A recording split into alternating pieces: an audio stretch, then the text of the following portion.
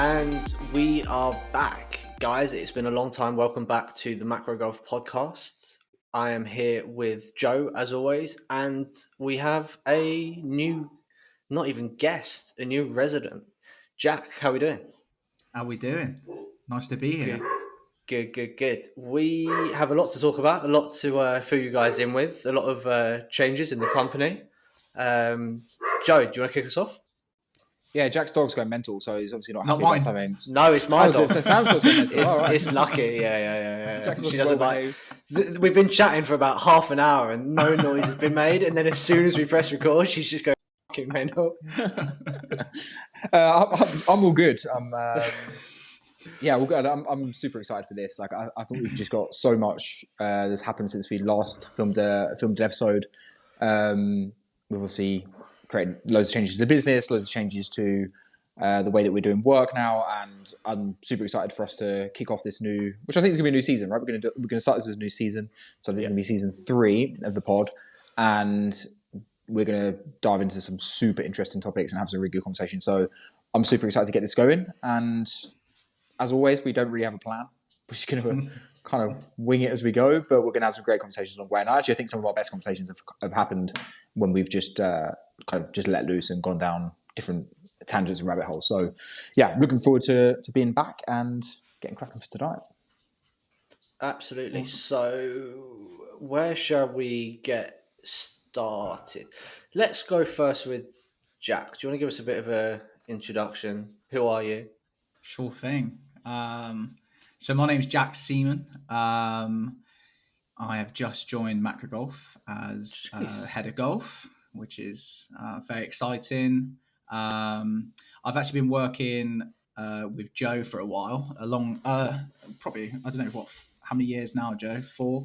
Many probably years. 4 years. About 4 years, something like that. And recently started working with Sam, actually, which is real cool. So got both of these guys under my wing, so to speak. And so I've sort of been a pro for 7 or 8 years now, but really only took a coaching sort of last 4 years, really 4 or 5 years.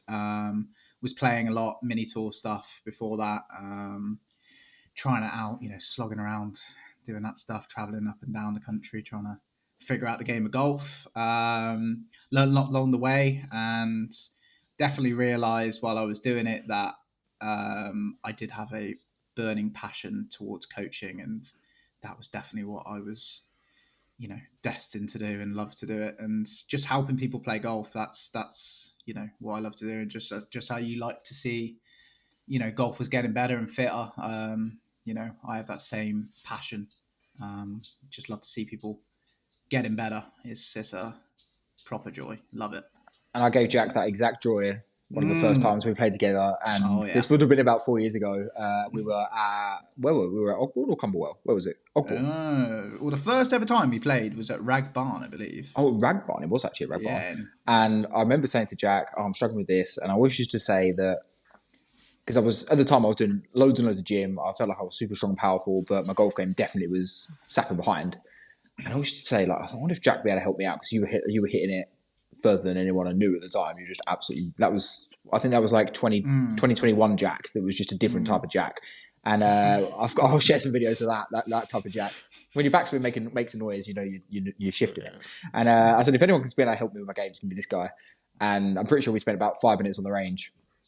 And you're like, oh, just do this. And we went out and played and shot the best round of my life. So there you go. Ever since then, I never spoke to anyone else about my golf game. Not a bad start to teach you guys. What a promo. What a promo. I love it. Yeah. And then after that, he was telling me about how it's not about quick fixes and he's always about finding stuff. So it's about longevity coaching. Hate quick fixes. So that was how we kind of then got into Jack helping me, and I've never looked back since. So there you go. There's your first testimony. There you go. Thanks very much. All right. There we go. So let's take a little step back, I guess. Like Joe mentioned earlier, the business has kind of changed a lot. We've decided to kind of pivot with the services we're offering and how we're trying to help clients. Essentially, obviously, it was before it was heavily fitness, mobility, health focused, pain focused. But me and Joe have always had that conversations where how great would it be if we can actually coach people with everything around golf, hence the name macro golf. Like, how can we be like all encompassing to be the best golfer, but also live kind of your healthiest, happiest, strongest, fittest life as well? I think it helped, obviously, that Jack was at the time coaching both of us, and we were like, why have we never seen another coach talk to people, break theories down, understand why certain things are happening, willing to like chuck things away if they're not working pretty quickly, admit that, right, I've said this, but now this is not working, let's do something else, not being obsessed with P1, P3, like all this stupid technical stuff, but managing to get people just playing their best golf. And we were like, well, kind of the answers here, right? Let's get, how can we find a way to get Jack on board? Yeah, it was actually it's funny you say that with the macro golf. So when I first set up macro golf and I had the idea of what I wanted to do, I always had this concept in my mind, and it kind of actually has never. I've actually skipped over it now, so we've kind of actually this never actually happened, but it's quite an interesting story. Is that my idea was the concept that I had was kind of we're going to cover everything apart from golf swing. That was kind of my mentality. I was like, I feel like we can help people with everything apart from the actual mechanics of swinging the golf club, which seems a bit weird when you're talking about golf, but there's so many aspects to golf 100%. that are not evolved around the actual swinging of the golf club that I was like, well, actually, we could just help everyone with all of this other stuff, regardless of whether they're having lessons or not having lessons or who they're having lessons with. We can still help them with all this stuff. So we obviously, mine and Sam's like, or at the start for mine was, fitness was a huge part of that. And that's what I knew. So that's what I was helping with people with. And Sam came on board and we started doing more of that. But we were still having conversations with people about, mental game, about strategy, about practice. We were having these conversations, but just from kind of like our experience of playing golf and from picking brains of people around us and learning stuff. Then we spoke a lot about speed training, and I picked a lot of ideas from Jack on that, was helping people. But I was kind of sticking to this idea of everything but swing. But the issue I had with it, which was kind of a realization for me kind of last year, was unfortunately, if people are getting bad swing advice, it's actually quite tough to work around that. So there was a lot of people who were getting told not great stuff or getting forced down paths that weren't necessarily the best path for them to get forced down, which means that we were no longer able to kind of follow this like everything but swing situation because there was so much damaging work being done from the other end that it felt like the progress for that golf club was never really materializing because essentially they were still kind of having a lot of these blunts. So that's where we kind of then I had a chat with Jack. It was kind of the end of last year when we were away on our trip in Portugal, and I kind of said like, "Here's my idea. What do you think?" And it kind of just went from there. And I reckon it was maybe 8 weeks from like an initial conversation to then where we are now of this is now our concept. So it's happened pretty quick, but the idea has been there for 100%, 4 or 5 years probably. 100%. Yeah, for sure. It just kind of made sense. In terms of my coaching philosophy, it's not. If someone were to ask you what does a golf coach do, you're probably getting a whole bunch of different answers, and realistically, the correct answer is someone designed to make you better at golf. Not someone designed to make you swing it in a certain fashion or make you swing it in certain positions. And so I think it's just a much more holistic thing and a much more, it's just so much more in depth than what people think of golf coaching or what the common golf coach perhaps does. Whereas I think if you look at maybe the better golf coaches or the more prolific golf coaches out there, you probably notice they start to get much more in depth into performance, much more in depth into the analysis of people's games as opposed to purely technical. Of course, there's time and a place for technical, but the overall stuff is there's so much low hanging fruit that we miss as golf coaches if we just go down purely technical route that players just aren't improving at the rate they should be, in my opinion. And that's just like a big thing I want to get rid of. I want to actually get players achieving what they should be achieving in this game. much easier ways of doing it rather than having to grind out 1,000 balls on the range and potentially getting worse through, over analyzing and, paralyze. Was it?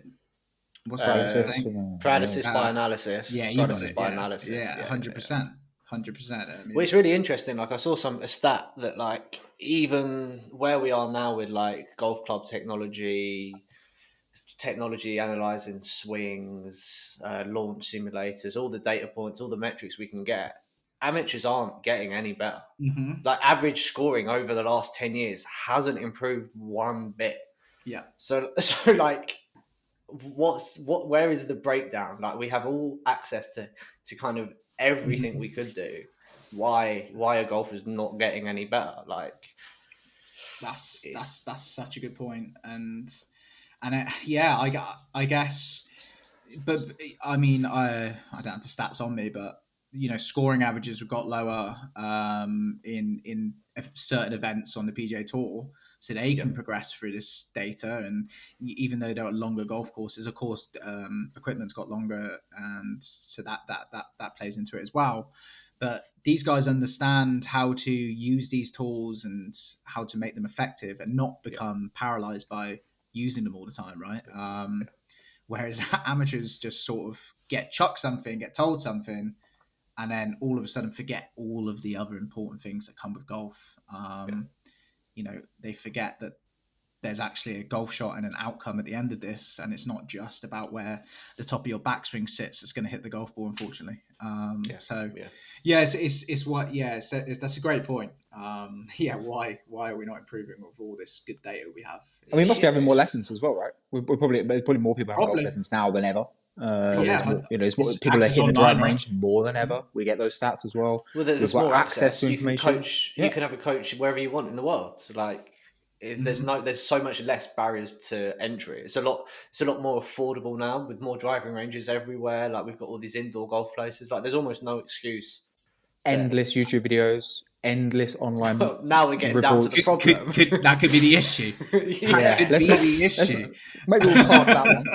We'll park that. I think it's interesting what Jack said there about the coaches as well, because what you probably end up seeing, like you said, what is a golf coach? I would just think that typically what we're seeing is we're seeing a lot of swing coaches and Yeah. not a lot of golf coaches. And I do believe that there's a huge difference in there. And I would describe you, Jack, as a golf coach. You coach people to get better at golf. And there are a lot of people who are swing coaches, right? And Absolutely. I don't think there's anything wrong with that. I think No. there's always going to be some kind of need for people who are very, very good at analyzing golf swings and understanding golf swings. A lot of the technology we've now got has come from people who understand golf swings and are able to dive into data and get all of this information. But it's not the be and end all of it. It's a piece of the pie, 100%. right? And I think when you said there about the people at the top end of the game, I think the reason why we see that is there's a much higher risk for people at the top end of the game if they get it wrong and if they don't make improvement, right?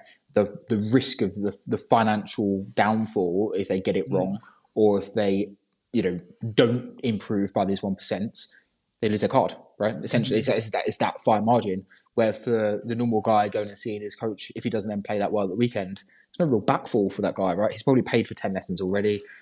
He might just not go back for his last 3 lessons. The golf coach keeps the money and he just gets another guy to come in and take the same thing. So I just think there's less consequence for not getting a reward, where for most other jobs that we do, for example, I don't know, personal training might be an example, a physio might be an example, if you go to see a surgeon, if you go to see whatever, I don't think there's the same level of accountability on golf coaches as there are on those other jobs, because I feel like there's also a huge They're part of it, right? results based businesses, right? Like Essentially, yeah.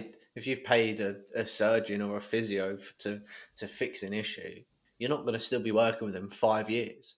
But some people just go back, see their coach twice a month or whatever, and just keep going over and over and over without their golf actually getting better. You just wouldn't Yeah, do it we wouldn't do it with any other business. yeah, and I suppose what's important to know is there are also a lot of people that are having golf lessons from traditional golf coaching and different things, and they do get better, right? So there are Yes, yeah, situations that does 100%. happen, but and there are some very, very good golf coaches who are able to make swing changes that then enable people to play a little bit better. But I would agree with what Jack said. I think that the rate of which we're seeing improvement in golfers is not as fast as it should be. I think it actually, I'll go out on a limb and say I just think that, to get down from a 28 handicap, let's say, down to a mid-teen handicap. I think most golfers should be able to do that within the space of about a year. I don't think that's an outrageous As long as request they're at playing all. enough, I agree. Yeah, Playing enough, getting the right help, getting the right tuition, definitely. getting the right strategy assistance, understanding the game of golf, understanding how to hit certain shots, understanding where to leave themselves, how not to do it, understanding how to manage like putting, chip it, like basic stuff. I believe that they can get down to that level. I've seen people do it from having the right coaching, and I don't believe that, because I think to get down to that level, you can have other gaps, you can have skill gaps, you can have physical gaps, you can have these things that you don't quite have. I think then to get down lower than that, you need to have slightly better skill. You need to have some kind of physical attribute that's going to allow you to, for example, drive the ball a minimum of 200 yards. Like, you're going to need some extra stuff with you to get down to there. But I think for most people, they should be getting down to mid-teens pretty comfortably with the right guidance. Yeah, completely agree. But we don't see it, right? Average handicap is, what, 23, 24, I think the latest data was, something like that. It's interesting. Yeah, it's crazy. It's crazy. Getting back to the coaching, I think another reason we wanted to try and bring a golf coach on board was that both me and Joe had relationships with other coaches, and we were almost forming almost these little mini teams around the client, and we were just like these guys were just like rocketing. Like, we were getting feedback from the coach being like, right, so and so is struggling with hitting this position, or maybe they're not using the floor well. Was there anything they can do in the gym to try and benefit them? And it just like, it was this all encompassing, pushing them they were having a team of professionals pushing them in the right direction. And these are the good coaches, right? This is what we're talking about. Yes, these are the behaviors. 100%. The They're behaviors doing of that. good They're coach. doing something good. Yeah. These are the coaches that are open to speak to other coaches about their clients, and open-minded to really saying, right, well, look, if I can get X client better, that's only going to reflect well on me, as well as say it's Joe working with them as well. So we just thought, well, let's try and put a package together that's just going to be like one of the best products out there for golfers to play their best golf possible. Yep. And also, most of those coaches we're working with they work with golfers in person, right? So we were seeing good relationships with golf coaches, either local to us or where we'd made good connections with them, and they were having people to come to see them in person. We will then try to help them remotely online, based on location. And even with that hybrid model, we were seeing fantastic results with like just open communication of like, they're struggling with this, or what do you think of this, or what do you think of that? Or we'll be able to set some kind of limitation, say, look, they struggle a little bit with this and this, so maybe kind of avoid focusing too much on these types of moves because they might struggle with that. And the results we saw were just so vast to when we didn't have that kind of relationship and that kind of communication with their coach. I can't explain the help as a golf coach when you get information about a player's body. You might have a middle-aged man. As a golf coach, we don't test. Like, that's just, as a whole, we don't test. Obviously, I've started to introduce a little bit of that into my coaching, but it's new to me, and knowing what muscles can move in certain ways and what can't move in certain ways, all of a sudden you can start to understand somebody's patterns so much better. It's so much easier to understand why certain golfers do certain things. And that just helps us, which then in turn helps the player. And it's so much easier to progress them at a faster rate versus trial and error, because they can't do something in their body and we haven't known that. And that's a big problem, because we're just wasting time where, at the end of the day, we're wasting the client's money by making them pay for something when we could have easily tested that through using you guys, for example. It's so much easier to just put them through that system, get them tested, have the data, have that in front of us while we're coaching, and it's game changing, to be honest. Yeah, and I think what maybe helps that match up a little bit is that we were, and maybe this helped us build good relationship with golf coaches in the past as well, because we were never along the lines of the fitness will supersede everything in the golf. Like, we were very much kind of anti, well, they have this problem, so therefore this will happen.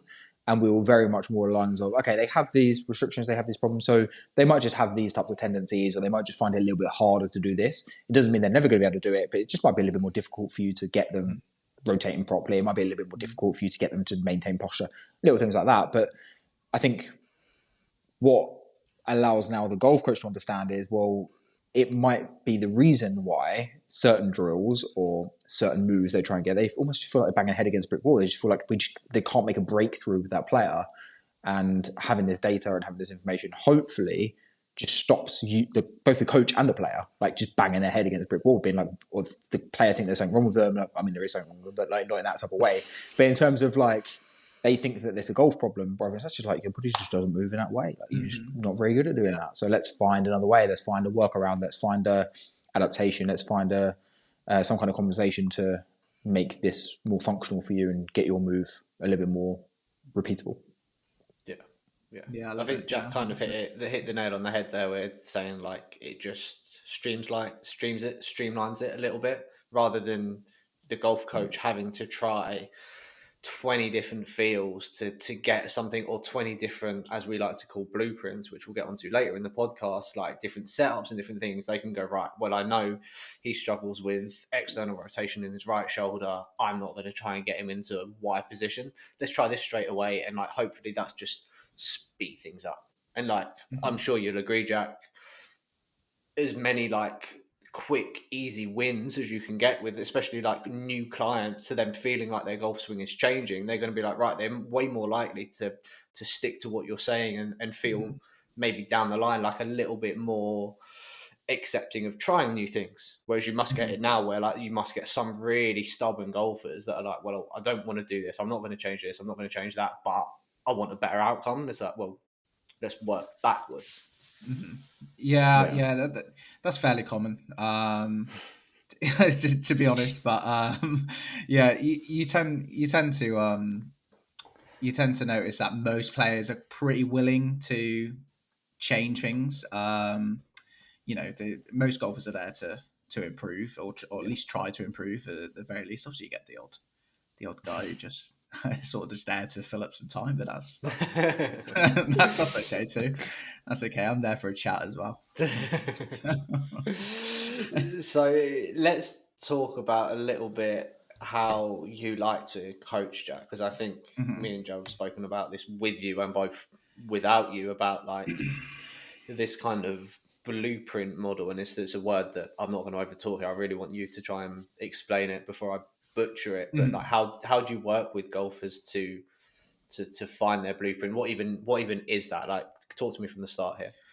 Okay, so a blueprint is listen, it's not overly complicated. It's like just put a word on it, right? But it is just finding the golfer's swing designed for them, right? And that is the whole goal of the blueprint. It's something that's functional for them. It's not something that I don't necessarily have a model of a golf swing which I'm trying to picture players around. But I'm certainly trying to get them to move functionally for them. I'm certainly trying to get them to a place where it's reliable and consistent and repeatable. Obviously, there are going to be certain things in a golf swing we want to see. As a golf coach, obviously, there's always going to be something we don't want to see. So there's always certain checkpoints we're trying to hit within these blueprints. And this phase of coaching can last any amount of time, right? Like it could last a couple weeks, it could last a few months. It purely depends on the player and depends on just how much of the blueprint we have to tackle. But the good thing about the blueprint is it gives the player something to go back to, right?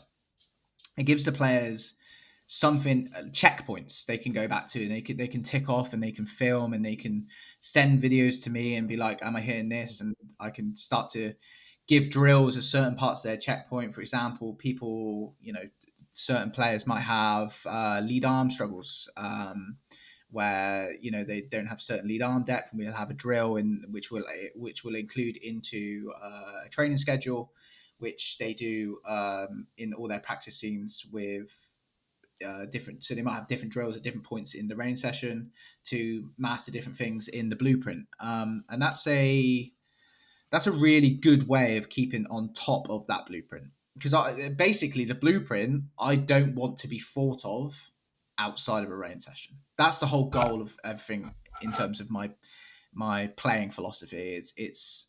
When you're out there playing, you're playing. You're not swinging, and you're not trying to perfect the golf swing.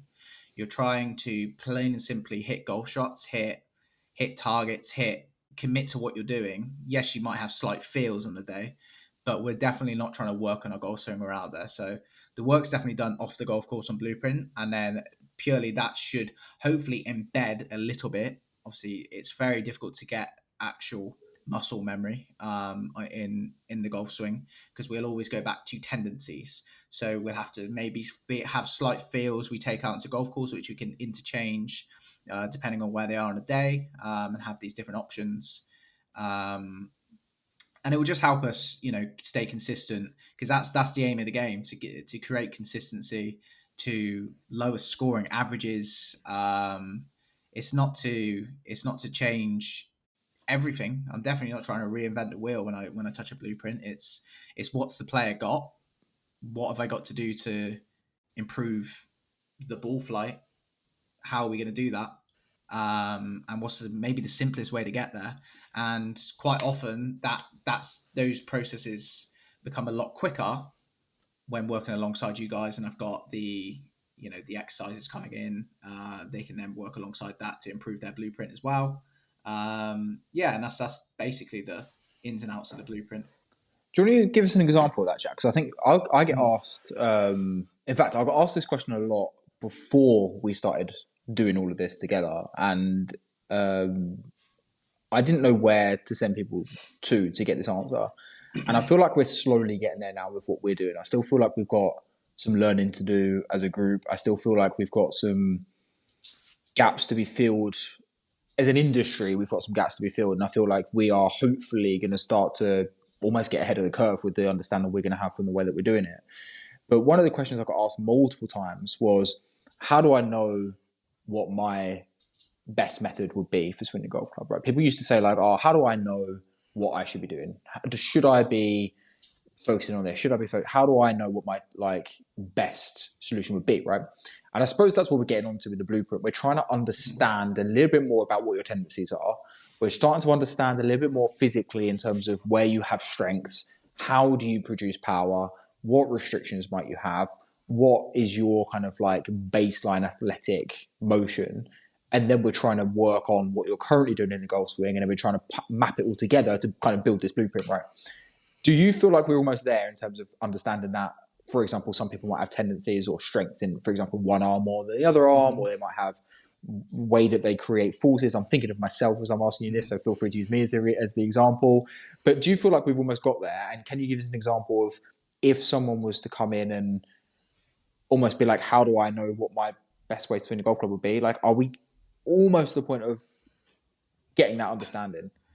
There's a million questions in there. Sorry, but 100%. Listen, so we're always progressing, and the thing is, there'll always be something to learn. There'll always be something to add on. I don't think it's ever going to be a complete model, purely because every player brings its own complexities to it, and we're always trying to figure out that player in front of us, and a lot of it comes through question and answering, I was thinking. I like to always find out, what exactly has that player done in his life, is in his athletic life, what sports has he played, what hand is he dominant in? Like we've started speaking about that a little bit recently with you guys, who are actually both left arm dominant, which is strange, right? Like to both right-handed golfers to both be left arm dominant. And we definitely start to notice how the feels change. For example, let's use that as an example. How the feels. So, for instance, when I present feels to these two, I have to adapt the feels into more left side dominant feels. So part of the blueprint I create, and when I create the fields, have to be a little bit more blueprinted towards the left-hand side as opposed to the right-hand side. Whereas other people, when I create their blueprints, it would be a little bit more right-side focused, right? And we definitely notice that's a little bit more triggering on the brain when you find out a little bit more about where they feel things as a golfer, because it's all good and well telling them to do something, but if they can't translate that into a move, it's pointless telling them it, right? So,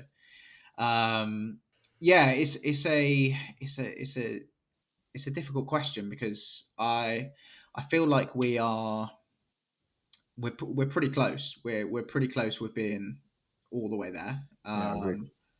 It's just finding out the little things. Are there some small little things we could introduce to really start honing in just those little bit extras? But for me, the model we got right now is amazing. I just think like maybe we're just a little bit short on data as an industry so far. Like I just don't think we've asked the right questions to golfers when they've walked in for when we've collected data. So we obviously have a lot of good data on like let me think of some examples. Like we've got good data on what optimal ground reaction force in all three dimensions is, like optimal, what's PGA Tour standard. We've got a little bit of data on like I think there's definitely some data on like ex-hockey players and how they create force. Like we've got little bits, but I just don't think we've got enough data on like different things. So we've almost got to start creating our own, right? I think that's what we're going to start to understand.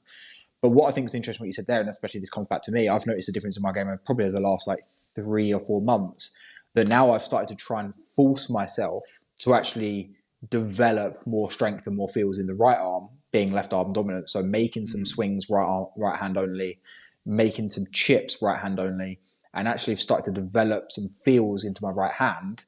And actually I've noticed a difference in ball striking and consistency from actually forcefully working hard to kind of create some kind of symmetry from left to right.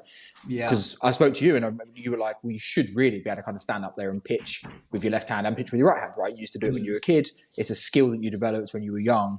I didn't have that skill. There was a gap in my skill there. So I was like, well, I could just be like, well, that's my blueprint. I'm just going to just be aggressive through my left side. But maybe that would have been there might have been some kind of ceiling put on maybe speed or ball striking.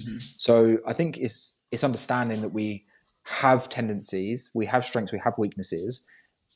Our golf swing probably will always contain those, but it's not stopping us going and working on building things into that, right? Whether that's 100%. strength, flexibility, mobility, speed, power, or feels, right? Or skill, like skill acquisition on that side. It's fascinating. Yeah, it's fascinating. 100%. And I mean, certain things in the blueprint as well, we can actually push that over to your side as well. So, for example, someone who uses the ground really well in certain areas, we can start to utilize that and start to increase peak forces in certain areas and start to, through training in those muscles, which are actually going to increase those forces, right? So that sort of stuff is super important to then push onto your side. You can then translate it, and again, that's how we start to really push our blueprint into the right direction. And yeah, to me, the complete blueprint has to have all of it. It just doesn't work on its own. Like it's very difficult to only do it just as a golf coach perspective. You have to have the full team around you to have the complete package. Yeah, I suppose what you have is you have, like, as a player, you might have, okay, this is what I'm going to do fitness wise, this is what I'm going to do golf wise, this is what I'm going to do with my mental game maybe. But I suppose what you don't have then is any communication or synergy between those kind of subjects, which means, chances are you're going to be making improvements in each area. But as we've seen before, like the improvements you can make in each area is so much faster when they match, right? When you're doing exercises in the gym that are either plugging gaps in your current skill level, or whether they're accelerating areas of your power production that you need to use, because that's going to match what you're trying to do in the blueprint.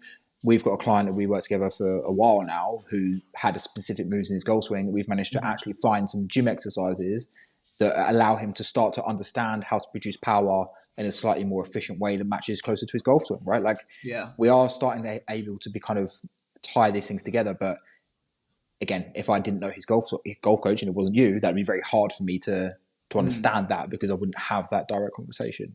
Definitely, 100%. So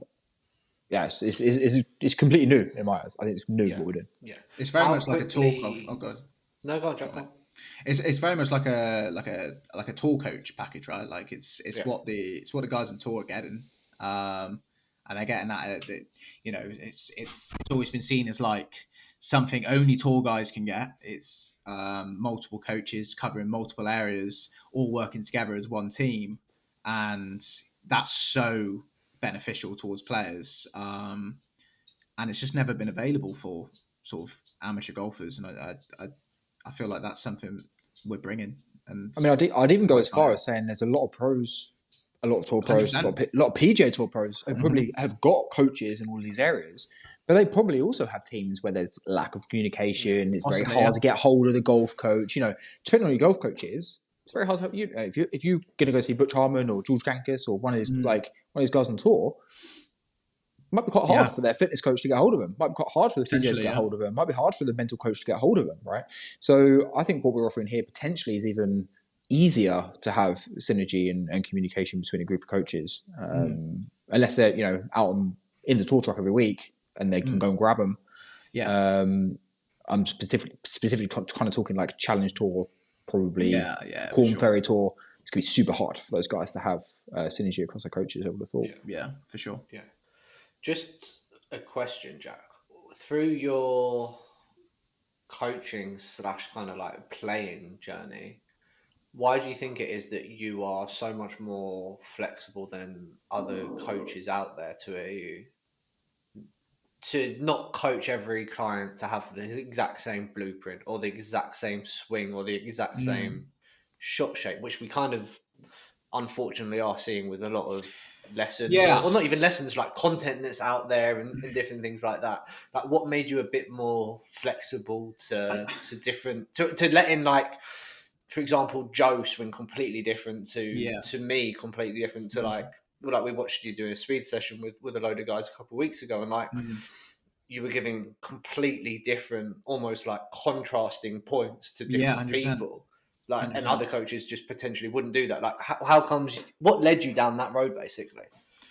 Well, I think that stems a lot from playing with very high caliber players who all do the game so differently. And I've always been super inquisitive when it comes to like talking to really good players. I've always been interested in seeing what they think about the game and how they think about the game, and how much does that player get into depth of his game in terms of his swing mechanics? How much does that player, player A just goes out on the golf course, doesn't touch the range. This player goes to the range for 5 hours a day and barely goes out on the golf course. Like, there's so many different ways of doing it, and I just don't think you can just put players in one like bubble and say this is how we're going to do it. It's just not. Different brains, like golf is so much like real life. Like, people have different personalities, people have different ways of doing things. If we try and do one thing, it's just not going to work. It's not going to click for everyone, and the goal is to click to as many people as possible. It's not to click to a small audience and just make those guys better. I want to help as many people as possible and really make as many people as good as they can possibly be. And to me, the best way to do that was to really learn people's golf swings and what makes them move, and what makes them think, and what makes their brain think certain things when they're out on a golf course.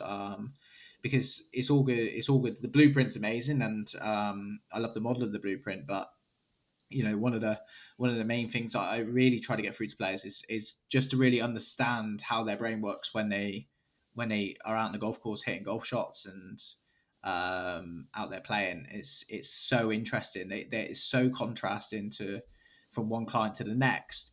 They all think so differently about golf, and if you just try and give one generic bit of information out, some people it's going to hit, some people it's just going to fly right over their head. You have to be really, really concise with what you're trying to say with people, and just try to, put them down the right path. That's the goal. We just want people to get better. So It's something I've found so frustrating, having moved into kind of the golf industry from a like more of a biomechanics point of view, that like I don't think I have one client that does a squat the same. Like, each one of my clients have different stances, different setups, different cue points, and like that's just you're standing up and you're sitting down. It's a very sort of simple movement, and they're all completely different. Yet, like, there's so much content out there from coaches being like, right, everyone has to get to this position, this position, this position, exactly the same. And it's like Definitely. people don't even walk the same. So, like, people's Yeah, bodies just definitely. aren't set up, and like, why are we not looking at like those capabilities of how they're doing X to them before we go, right, this is why then we're going to get you swing the club and generate forces like this. It's something that like just completely fried my mind. Yeah, I completely agree. Yeah, it's one of those, like, the golf swing has so many moving components. It's just so unlikely we're going to be able to put people in one bubble. Like, we Yeah, have so many exactly. different things. We have a thing where we're trying to control a club face to the perfect amount of degrees, and 1 degree is hazard. 1 degree is perfectly on the green, right? So like we're talking very minuscule movements, and we need to be able to control that in the best way we possibly can. And if I'm telling someone to get into, a position which Adam Scott's getting into at the top of his backswing, but he would fail every single test that you guys measure, one, he's probably going to be injured by the end of the session, and two, he's just going to find no success and frustration. So we have to be able to build a golf swing for the model in front of us. That's the key. I've just thought of this as we were talking, so this might be complete nonsense. Feel free to tell me if it is. Like, I feel like if you were to put a golfer in front of a camera that was built into some kind of AI systems, there's actually a lot of these coming out now. I think Sportbox have got one. Those things, right? That AI system will be able to make some kind of recommendation on what that golfer needs to do to either neutralize ball flight or improve strike or do something on these lines, right? And they might give them some drills or tell them what to do, right? The issue with that, I mean, there's a million issues, but fine. Let's say the main thing with that is what they don't understand, and what no one understands, is how that feels to the golfer. Because that one golfer, say for example, you've got two golfers who come over the top, right? They've got an steep over top swing, and they're swinging miles from out to in, right? One golfer might feel like they're deliberately doing that because they feel like they want to hit it further left for whatever reason. Another golfer might feel like they're hitting it miles right. 100%, yeah. The number will be Yeah, the number, defo. but how that is perceived by the player. If you say to golfer number one, "Oh, you need to swing more right," they'll be like, "Oh, okay," and they'll just swing more right. Solved. You say to the other golfer, "You need to swing more right." They already feel like they're swinging a miles right. They're not, but they might feel like they are. That's not going to work for that golfer, right? So you've got to find another way around it. They've both got the same problem. They both need the same fix, but the way that fix is delivered to each golfer has to be completely different. And I feel like that most processes of swinging the golf club are trying to solve the same problems. They're trying to make people optimize ball flight. They're trying to, and the end result is kind of similar. Of course, yeah. But the method they're doing it is quite, Yeah. boxed and packaged. Where I think that maybe what we're trying to understand here is, well, we're all trying to get to the same goal, right? We're all trying to improve ball flight. We're all trying to neutralize things. We're all trying to manage path to some manageable degree. But the way that we get there has to be completely, personalized to that person for what they even feel. Sure, and that's something I noticed for your coaching. You probably ask a lot more questions than any golf lesson that I've ever sat into. You spend a lot more time listening and understanding people's answers than you do instructing them on what they should do or what they should feel. Yeah. I mean, if I try to explain my swing feels, for example, I'd be all day and no one would have a clue what I was saying. It's all very confusing. But when I look at it from a biomechanical standpoint, it's exactly all the boxes I'm trying to tick, right? That's all I know, and that's all I care about. Now, how And I it makes actually complete sense to you. 100%, and I Which can is the only produce that feel. Yeah, Like yeah. I know how to produce it. Like, I mean, my blueprint, if I wrote it down on a piece of paper and showed you it, and so I said, right, copy that, people would look at it for ages and wouldn't be able to swing a golf club because it wouldn't make any sense. So it's so specific to the person. So specific to the person. It just doesn't. You have to find your own.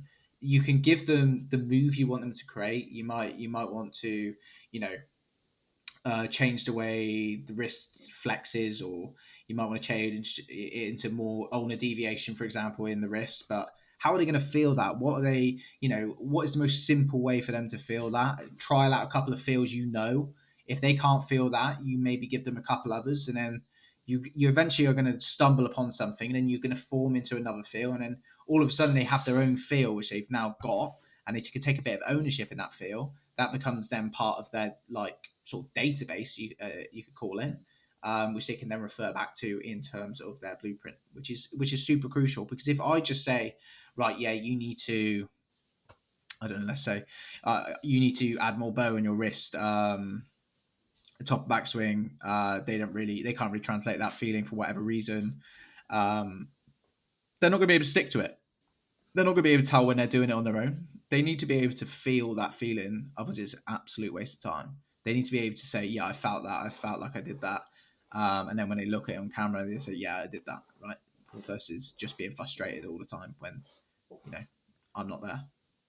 I think that's how as you dabbled into it there, and I'll go a little bit further. Sam mentioned at the top end of this podcast that golfers are not necessarily getting better, yet our technology has significantly improved and our access to technology has significantly improved. I think one of the best ways for us to use technology is to do exactly what you just said, right? We're trying to link our fields and get some confirmation of what we're doing. That golfer might say, oh, you can say to them, did you do it that time? Did you bow your wrist a little more that time? And they should be able to say, yeah, I think I did it that time. No, I think I did that time. And then use the video as confirmation for whether they did it or not. That's a correct learning cycle, right? Rather than film your swing, have a look at it. Oh, I didn't do it enough that time. Film again. Oh, I didn't do it enough that time. Well, before you check that, what did you feel? Did you feel like you did it enough that time? Did you feel like you did it too much? Did you feel like you kind of didn't do it at all? Like, get that kind of process going. I think that's sometimes where the technology can hinder us rather than help us. I think that's probably what's happening a lot with people's golf swings, is they're just rushing to solve this without kind of having this little internal journey of like what actually they're experiencing, what's going on. Because ultimately, that's what we've got to lean into when we're on the golf course, right? And if we don't have those, it's very difficult for us to self-correct or self-manage our game when we're on our own. Which is the goal, right? We always want them to have complete ownership in their game. Has to be. Yeah, that's the goal. You can go out there, you can caddy for yourself, you can think correctly, you can aim at the correct targets, you can manage your own golf swing, you understand why misses happen. Like that's what makes a good player, not anything else.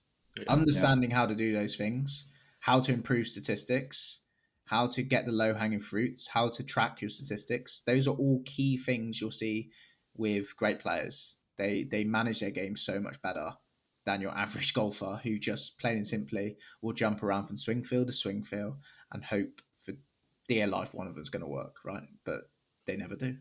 And this is blueprint, right? This is what we're trying to get to with blueprint. When you develop that blueprint and you know that blueprint is built for you, and it's obviously there's going to be some morphing of that. It's going to change as you go, right? But you've got something to lean into, and you should feel what that feels like. You should have some checkpoints. You should have some reference points. And when times do get tough, or when you get put under pressure or a stressful situation, or you get dealt a shot that you don't want to hit, you don't feel comfortable hitting that shot, you've got some kind of safe base to lean back into.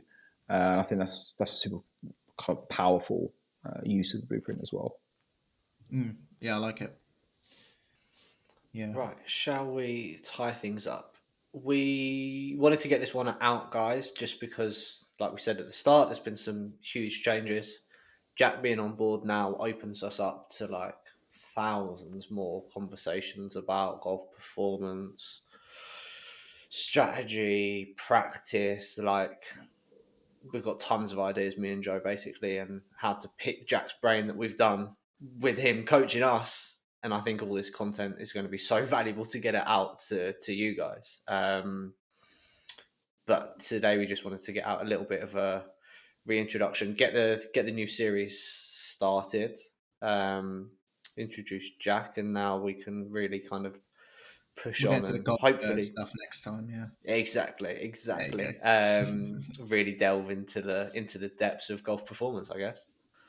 Yeah, and I'm happy to share my story as well, because I've actually I feel like I've just gone through this process, and I'm not finished, but I feel like I've been going kind of on this journey maybe for the last 2 or 3 years, as Jack's kind of methods has evolved over his coaching career. He's kind of landed on this kind of concept, and I feel like I've probably been going through that myself now for the last 2 or 3 years. So all the stuff we talk about, I'll probably have some real life kind of stories and anecdotes I can drop in for trying to making it a bit more understand. Because I always say to Jack, he doesn't understand because he's always been good. He doesn't get it. He's been good for as long as he remembers, right? All he knows is good. So he's never had those struggles, right? I don't know. He's never had to build skill in himself to say, I don't know about that. I've had some bad times on a golf course. But you know what I mean. Yes, I know what you mean. I've always had the skill. Yeah, exactly. And I think like some of the conversations we have as someone who didn't play as a kid, I feel like, or didn't play seriously as a kid, I've got some kind of like more adult learning experiences that probably are a little bit more relevant to some of the conversations we're going to say as well. And Sam's definitely. I'm just about 2 or 3 years behind you there. Like me and Jack are probably only 5-6 months into this journey, so I can definitely. So that's super exciting for you as well, because exactly, sure. And there's some good stories there for sure. I mean, I've got a huge list now of stuff to talk about. So, and you can share how good you get on the podcast, Sam, as your journey progresses. That'd be cool. As the journey progresses, definitely, definitely, yeah. Club champ. There we go. Yeah. Nice. Right. Awesome, guys. Thanks again for listening. Please subscribe. Oh, what about the performance audit? I've got to mention the performance audit. Oh, see, this is where Joe is a business minded. Go on, do the plug, Joe. Do the plug. Talk to them. I'll do a little plug. We'll stick a link below. So this is something we built out. It's been live now for about a month. So essentially, a lot of the stuff that we've spoken about here in terms of the different pillars of golf performance, things like skill, technique, things like practice, mental game, strategy, fitness. All of these things, we've kind of mapped out a self-assessment audit that you can do, which will take around 3 minutes to complete. It's totally free for you to complete it. It'll take around 3 minutes to fill out. And once you put in all the answers, it will give you some scores on all the areas that we deem as important in golf performance. Hopefully, it will then help you understand where a little bit of your time needs to be spent on improving some of these areas, but it will also give you a bit of an idea of where your current strengths are, where your weaknesses are. And we also give a little report at the end, kind of analysing what we believe are your opportunities or low-hanging fruit. So go fill it out. We'll put the link. It's totally free. It takes about 3 minutes to complete. And once you've done it, if you also share it on social media, tag us, and then we'll make sure we share that as well. We'll try and get as many people as possible filling out that in the next couple of months. Love it. Perfect. Awesome, guys. We will catch you on the next one.